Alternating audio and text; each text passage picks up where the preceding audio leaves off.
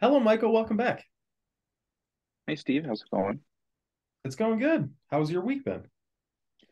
It's kind of shitty, I'm not gonna lie. Okay. Okay. Can you tell me more about that?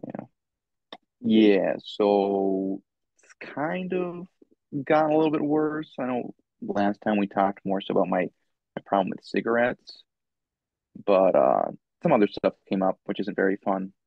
So I have been drinking a little bit more to deal with uh, the fact that my parents, I know they support me financially, but they kind of want to kick me out of the house, so that's a little troubling. I see. How did they express to you that they want to kick you out of the house? I just said, I did. So I have a job, right? But I'm mostly paying for my son and for living and stuff. But it's not enough for what they're looking for, and they're like, oh, they need their own space. And so I'm kind of a little bit of a problem, and my son's there too. So That's got to be a challenging conversation to have with them because you do have, an 8-year-old. Have they, um, mhm. when they're inviting you to leave their home, so to speak, uh, do they have Andrew in mind as well? Are they suggesting you take him with you, or could you explain We more about that? Yeah, we haven't talked all that much about it yet. It's still pretty fresh, but I'm hoping that they would at least, if need be able to keep Andrew there, while I look for different arrangements. Sure, sure. How do you feel about that? Not that excited, but at least, he has somewhere to be if I don't. So, I can go places, but at least he'll be in a better spot. I can come visit him and stuff. But So it yeah. sounds like it kind of sounds like what you're telling me, is that you're maybe not on the best terms with your parents, that you may be feeling frustrated with them, that they want to kick you out. Mhm. But also, maybe what I'm hearing a little bit in there too is that although your parents are maybe giving you what you might consider negative energy, they are also, potentially caretakers for Andrew, right? They're also Yeah. potentially, still viable options, so to speak, when it comes to childcare. Hmm. I know last week we talked about, not only your desire to want to quit smoking, but this week you also mentioned, drinking becoming more of an issue. Could I Yeah. ask, could I ask a personal question about your drinking? Yeah, go ahead. Yeah. Do you feel that your drinking this week may have something to do with your parents wanting to kick you out, or do you believe maybe those aren't related? I think it might be related because I drink occasionally, more so socially, but that hasn't been as much this past week. Has anything changed this week that maybe could have, created the desire in you to want to drink?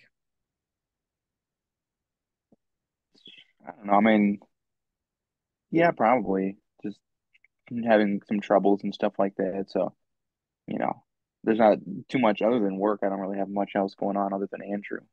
So I Sure, guess it's, all the other stuff that I'm got to try and figure out. I guess drinking just helps it out a little bit.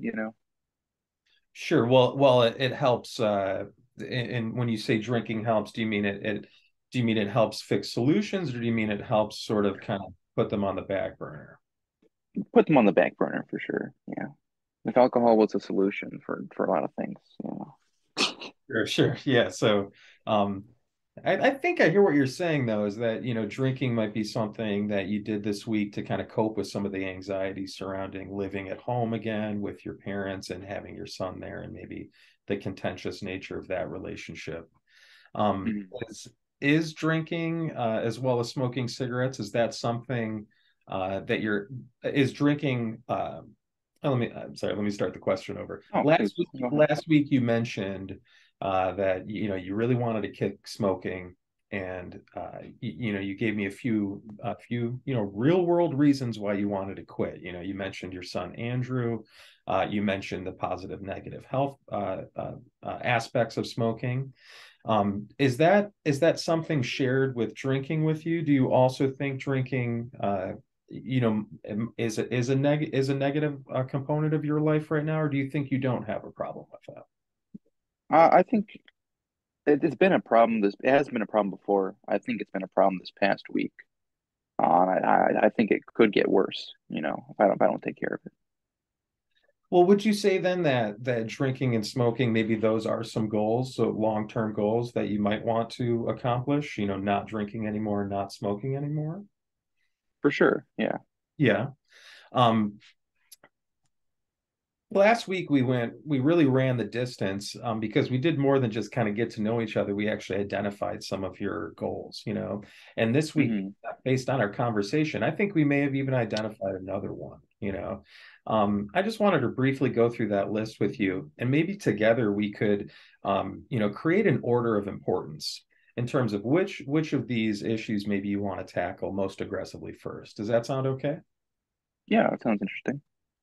When we left off last week, I asked you to potentially look into getting a physical, seeing a doctor and getting a physical. And Hmm. you mentioned not having insurance. So I was really surprised when you sent over your physical that you got from the doctor this week. I was really impressed by that. Without insurance, can I ask how you managed to get a physical from a doctor? Yeah. So I had gone to one of those free clinics. Okay. Oh, awesome. Yeah. So Awesome. yeah. Okay, so you're able to get the physical for free. I want you to know that that really does impress me. Because if there's one thing I know about drinking, or excuse me, smoking cigarettes or drinking for that matter, is that, one of the most important components to recovery is the desire or the will to want to change. And so Hmm. when I hear you talk about drinking today, and when heard you talk about smoking last week, those certainly seem like goals that you want to meet, but also goals that might be aided by your internal desire to want that change. Last week also, and today a little bit, we talked about insurance. Is getting health insurance something that's still a goal for you? Yeah, that's a big one for sure.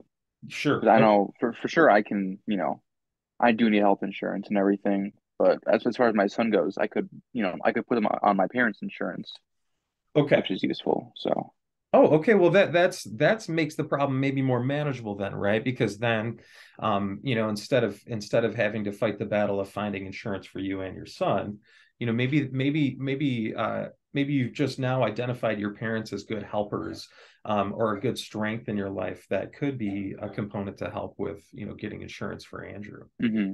Last week, you also mentioned that, your job as a janitor, you might want to change careers. You might want to become a mechanic. Yeah, that's what I'm looking for. That's what I definitely want to get going to. Sure, sure. Well, if I were to kind of ask this in order for you, between your the habits that that you have formed with drinking and smoking, and the job change, which one of those goals is maybe more important to you right now?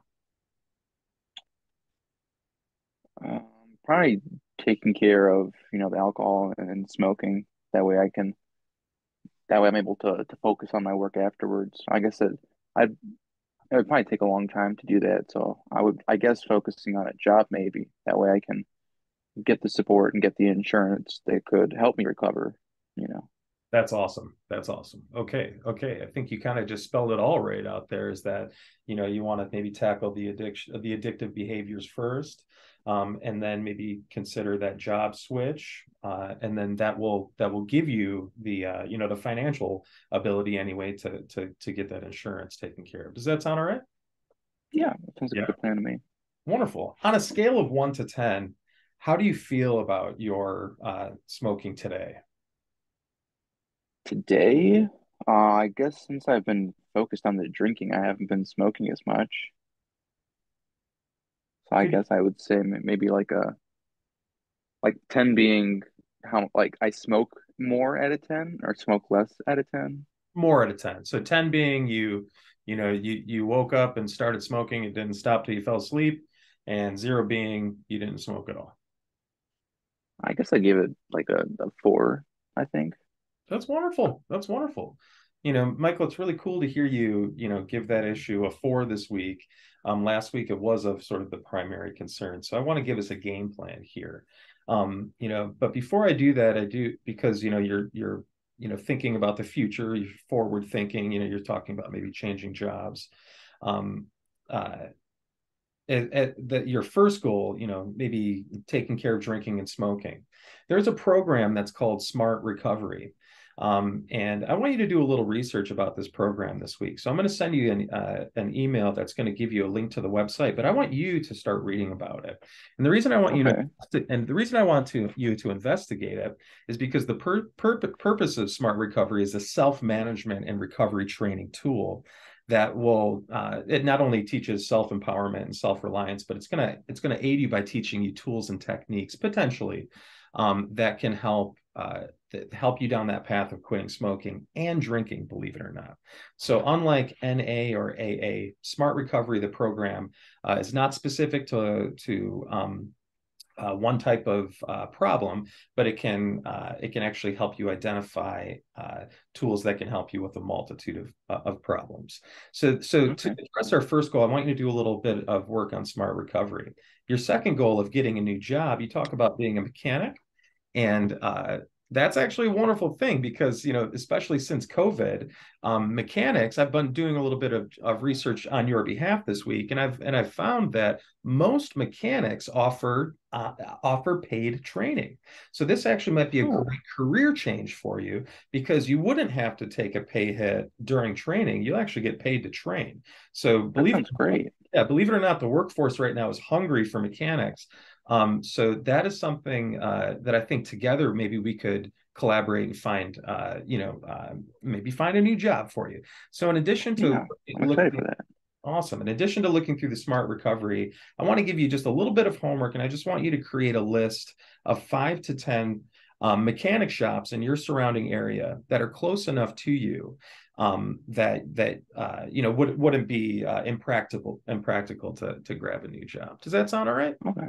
Yeah, that sounds really exciting. That'll be a big change. I hope that works out.